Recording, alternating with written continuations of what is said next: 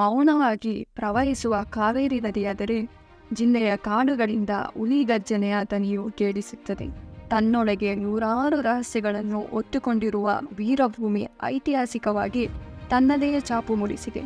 ಒಂದೊಂದು ವೀರಗಲ್ಲು, ಒಂದೊಂದು ಸತ್ತಿಗಲ್ಲು, ಒಂದೊಂದು ಶಾಸನಗಳು ಒಂದೊಂದು ಕಥೆಗಳನ್ನು ಹೇಳುತ್ತಿವೆ. ಆ ಕಲ್ಲುಗಳ ಎದೆಯೊಳಗಿನ ಸತ್ಯ ದರ್ಶನ ಮಾಡಿಸುವ ನಮ್ಮ ಸಣ್ಣ ಪ್ರಯತ್ನ. ಅದರಲ್ಲಿ ಮುಡಿಗಂಡಂ ಗ್ರಾಮವು ತನ್ನದೇ ಹಿರಿಮೆಯನ್ನು ಇಂದಿಗೂ ಉಳಿಸಿಕೊಂಡಿದೆ.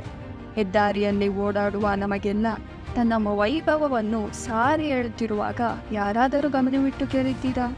ಮುಡಿಗುಂಡಂ ಹಿಂದೊಮ್ಮೆ ತಲೆ ಎತ್ತಿ ಮೆರೆದ ನಗರವಾಗಿತ್ತು. ಇಂದು ಕೊಳ್ಳೇಗಾಲ ನಗರದ ಪಕ್ಕದಲ್ಲಿ ಹಾಯಾಗಿ ಮಲಗಿದೆ. ಅಂದರೆ ನಿಮ್ಮ ತಾತ ತಂದವರು ಓಕೆ. ನೀವು ಚಾಮರಾಜನಗರ ಜಿಲ್ಲೆಯ ಶಾಸನಗಳ ಚಾರಿತ್ರಿಕ ಅಧ್ಯಯನದ ಹಿನ್ನೆಲೆಯಲ್ಲಿ ಚಾಮರಾಜನಗರದ ಜಿಲ್ಲೆಯ ತಲಕಾಡಿನ ಗಂಗರ ಆಳ್ವಿಕೆಗೆ ಸಂಬಂಧಿಸಿದ ಶಾಸನಗಳು ಮತ್ತು ಧಾರ್ಮಿಕ ಸ್ಮಾರಕಗಳು ಕಂಡುಬರುವುದರಿಂದ ಗಂಗರೊಂದಿಗೆ ಕೊಳ್ಳೇಗಾಲ ಪ್ರದೇಶವು ನೇರ ಹಾಗೂ ಅಧಿಕೃತ ರಾಜಕೀಯ ಸಂಪರ್ಕವನ್ನು ಹೊಂದಿತ್ತೆಂದು ಹೇಳಬಹುದು. ಅದಕ್ಕೆ ಗಂಗರಿಗೂ ಮತ್ತು ಚೋಳರಿಗೂ ದಸರು ಕಲ್ತವೆ.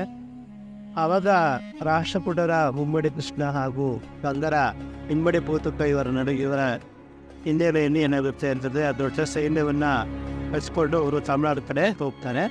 ಆವಾಗ ಆ ಒಂದು ಸಂದರ್ಭದಲ್ಲಿ ಆದಿತ್ಯ ಅಂತಕ್ಕಂಥವನು ಈ ಒಂದು ಬಲವನ್ನು ಕರ್ನಾಟಕ ಬಲವನ್ನು ಎದುರಿಸ್ತಾನೆ. ಚೋಳ ಸಂತತಿಯ ಪರಾಂತಕನು ಕನ್ನಡ ನಾಡಿನತ್ತ ರಾಜ್ಯ ವಿಸ್ತರಿಸುವ ಯೋಜನೆಯನ್ನು ಹಾಕಿಕೊಂಡಿದ್ದನು. ಆದುದರಿಂದ ಗಂಗರಿಗೂ ಮತ್ತು ಚೋಳರಿಗೂ ಘರ್ಷಣೆಗಳು ಪ್ರಾರಂಭವಾದವು. ಆಗ ರಾಷ್ಟ್ರಕೂಟ ಮುಮ್ಮಡಿ ಕೃಷ್ಣ ಮತ್ತು ಗಂಗರ ಇಮ್ಮಡಿ ಭೂತುಗ ಇವರ ನೇತೃತ್ವದಲ್ಲಿ ಹಿರಿದಾದ ಸೈನ್ಯವು ತಮಿಳುನಾಡಿನತ್ತ ಧಾವಿಸಿತು. ಪರಾಂತಕನ ಮಗನಾದ ಆದಿತ್ಯನು ಕರ್ನಾಟಕ ಬಲವನ್ನು ಎದುರಿಸಿದನು. ನಂತರ ಕ್ರಿಸ್ತಶಕ 949ರಲ್ಲಿ ತಕ್ಕೋಲಂ ಅಂತಕ್ಕಂಥ ಒಂದು ಗ್ರಾಮದಲ್ಲಿ ಒಂದು ಭೀಕರವಾದ ಯುದ್ಧ ನಡೀತದೆ. ಆ ಯುದ್ಧದಲ್ಲಿ ಏನಾಗ್ತಾರೆ, ಚೋಳರು ಸೋತ್ಬಿಟ್ಟು ಓಡೋಗ್ತಾರೆ. ಓಡೋದು ಏನಾಗುತ್ತೆ, ಆ ಒಂದು ಯುದ್ಧದಲ್ಲಿ ಪರಾಂತಕನ ಮಗನಾದ ಆದಿತ್ಯ ಸಾವನ್ನು ಅಥವಾ ಮರಣವನ್ನು ಹತ್ತಬೇಕಾಗುತ್ತೆ. ಹಾಗಾಗಿ ಏನಾಗುತ್ತೆ, ಅವರು ಕಾವೇರಿ ಕಣಿವೆ ಪ್ರದೇಶದಲ್ಲಿ ರಾಜ್ಯವನ್ನು ವಿಸ್ತರಿಸಿರುವಂತಹ ಕನಸು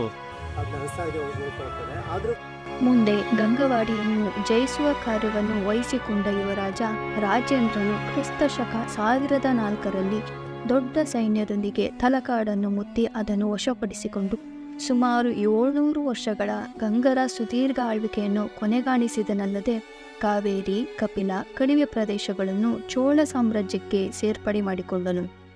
ಉಳೆಯಾರು ಅಂತಕ್ಕಂಥ ಒಂದು ನದಿಯ ಪಕ್ಕದಲ್ಲಿ ಒಂದು ಗ್ರಾಮ ಇದೆ. ಆ ಗ್ರಾಮ ಈ ಒಂದು ಮುಡಿಗುಣದ ಪ್ರತಿನಾಮಧೇಯವಾಗಿರ್ತಕ್ಕಂಥದ್ದು. ಆ ಒಂದು ಕಾಲದಿಂದ ಏನು ಮಾಡ್ತಾರಪ್ಪ ಅಂದರೆ, ಮುಡಿಗಣ್ಣನ್ನು ಕೂಡ ತನ್ನ ಒಂದು ಘಟಕ ಚೋಳಮಂಡಲವಾಗಿ ಮಾಡಿಕೊಂಡು ಅಧಿಕಾರವನ್ನು ನಡೆಸ್ತಾ ಇರ್ತಾರೆ.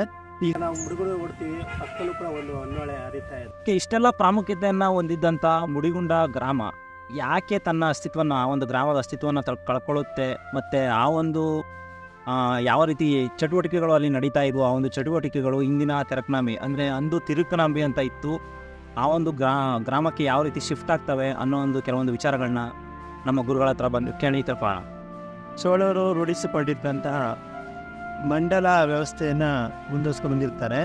ಅವರಾದ ನಂತರ ಹೊಯ್ಸಳರು ಬರ್ತಾರೆ. ಅವರು ಸಹ ಯಾವುದೇ ಬದಲಾವಣೆ ಇಲ್ಲದೆ ಆ ಒಂದು ಮಂಡಲ ವ್ಯವಸ್ಥೆಯನ್ನು ಕೂಡ ಮುಂದುವರ್ಸ್ಕೊಂಡು ಬಂದಿರ್ತಾರೆ. ಹೊಯ್ಸಳಂತ ಬರ್ತಕ್ಕಂಥ ವಿಜಯನಗರ ಸಾಮ್ರಾಜ್ಯ ಏನು ಮಾಡ್ತಾರಪ್ಪ ಅಂದರೆ, ಅವ್ರು ಬೇಕು ಅಂತ ನಾನು ಉದ್ದೇಶಪೂರ್ವಕವಾಗಿಯೇ ಕೂಡ ಅವರು ಈ ಒಂದು ಮಂಡಲ ವ್ಯವಸ್ಥೆಯನ್ನು ತೆಗೆದಾಕ್ಬಿಟ್ಟು ರಾಜ್ಯ ವ್ಯವಸ್ಥೆಯನ್ನು ಮಾಡಬೇಕು ಅಂತ ಲೋಸ್ಕೊಂಡು ಹೋಗ್ತಾರೆ. ಆದರೆ ಚೋಳರ ಕಾಲದಿಂದಲೂ ರೂಢಿಗೆ ಬಂದಿದ್ದ ಮಂಡಲವೆಂಬ ಪ್ರಾಂತೀಯ ಕೇಂದ್ರ ವ್ಯವಸ್ಥೆಯನ್ನು ಹೊಯ್ಸಳರು ಯಾವುದೇ ಬದಲಾವಣೆ ಇಲ್ಲದೆ ಮುಂದುವರಿಸಿಕೊಂಡು ಬಂದರಾದರೂ ವಿಜಯನಗರದ ಅರಸರು ಉದ್ದೇಶಪೂರ್ವಕವಾಗಿ ಮಂಡಲವೆಂಬ ಆಡಳಿತ ಕೇಂದ್ರ ಸ್ಥಾನವನ್ನು ರದ್ದುಗೊಳಿಸಿ ಹೊಸ ರಾಜ್ಯ ವ್ಯವಸ್ಥೆಯನ್ನು ಜಾರಿಗೆ ತಂದರು. ಇದರಿಂದ ಪ್ರಾರಂಭದಿಂದಲೂ ಆಡಳಿತ ಕೇಂದ್ರವಾಗಿದ್ದ ತೆರಕನಾಂಬಿಯನ್ನೇ ಒಂದು ವಿಸ್ತಾರವಾದ ಹಾಗೂ ಪ್ರಾದೇಶಿಕ ಆಡಳಿತ ಪ್ರಮುಖ ರಾಜ್ಯವನ್ನಾಗಿ ರೂಪಿಸಿದರು. ಇದರಿಂದ ಇದುವರೆಗೂ ಮುಡಿಗುಂಡ ಚೋಳಮಂಡಲದಲ್ಲಿ ಅಸ್ತಿತ್ವವನ್ನು ಪಡೆದುಕೊಂಡಿದ್ದ ಚಾಮರಾಜನಗರ ಪ್ರದೇಶವನ್ನು ತೆರಕನಾಂಬಿ ರಾಜ್ಯದಲ್ಲಿ ಸೇರ್ಪಡೆಗೊಳಿಸಲಾಯಿತು. ಇದರಿಂದ ಮುಡಿಗುಂಡ ಚೋಳಮಂಡಲ ತನ್ನ ರಾಜಕೀಯ ಪ್ರಾಮುಖ್ಯತೆಯನ್ನು ಕಳೆದುಕೊಂಡು ಕೇವಲ ಗ್ರಾಮ ವ್ಯಾಪ್ತಿಯ ಸ್ವರೂಪವನ್ನು ಪಡೆದುಕೊಂಡಿತ್ತೆಂಬುದು ಶಾಸನಗಳಲ್ಲಿ ವ್ಯಕ್ತವಾಗುತ್ತದೆ. ವೀಕ್ಷಕರೇ, ನಗರವಾಗಿ ಮೆರೆದ ಹಳ್ಳಿಯೊಂದು ಆಧುನಿಕ ಕಾಲದಲ್ಲಿ ಮತ್ತೆ ಹಳ್ಳಿಯಾಗಿ ಜೀವಂತ ಶಾಸನವಾಗಿ ನಮ್ಮ ಮುಂದಿದೆ. ಮುಡಿಗುಂಡ ರಾಜಧಾನಿ ಬೆಂಗಳೂರಿನಿಂದ 140 ಕಿಲೋಮೀಟರ್ ದೂರದಲ್ಲಿದೆ. ಮೈಸೂರಿನಿಂದ 1 ಗಂಟೆ ಪ್ರಯಾಣ.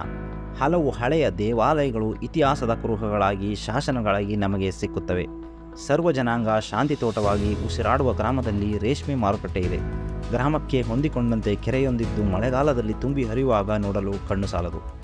ಗ್ರಾಮದವರೇ ಆದ ಗುರುಕಾರ್ ಸುಬ್ಬಪ್ಪ ವೀರಪ್ಪ ಮತ್ತು ವಸಂತಮ್ಮರವರು ಜ್ಞಾನ ದಾಸೋಹಕ್ಕೆ ಆಧಾರವಾಗಿ ದಾನ ಕೊಟ್ಟ MJSV ಕಾಲೇಜಿನ ಜಮೀನು ಮತ್ತು SVK ಹೆಣ್ಣು ಮಕ್ಕಳ ಕಾಲೇಜುಗಳು ಎಷ್ಟೋ ವಿದ್ಯಾರ್ಥಿಗಳ ಜೀವನವನ್ನು ಬೆಳಗಿವೆ ಮತ್ತು ಬೆಳಗುತ್ತಿವೆ. ಮತ್ತೆ ಮುಂದಿನ ವಿಡಿಯೋದಲ್ಲಿ ಭೇಟಿಯಾಗೋಣ. ಚಾನಲ್ ದಯವಿಟ್ಟು ಸಬ್ಸ್ಕ್ರೈಬ್ ಮಾಡಿ, ಬೆಲ್ ಬಟನ್ ಒತ್ತಿ. ಧನ್ಯವಾದಗಳು.